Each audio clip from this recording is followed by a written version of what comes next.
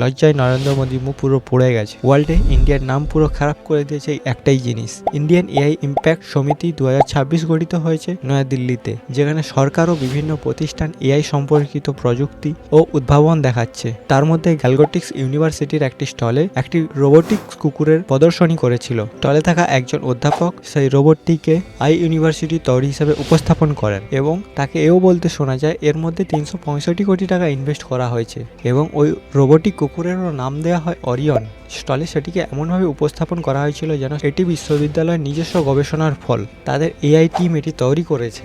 এটি ভারতে একটি নতুন উদ্ভাবন, কিন্তু পরে বোঝা যায় ওই ডিভাইসটি চায়নার ইউনিট্রিক্স রোবোটিক্সের তৈরি ইউনিট্রিক্স জিও2 মডেল। এমনকি ইউনিট্রিক্স রোবোটিক্সের সিওকেও পর্যন্ত টুইটার করে বলতে হয় এটা তাদের তৈরি জিও2 মডেল।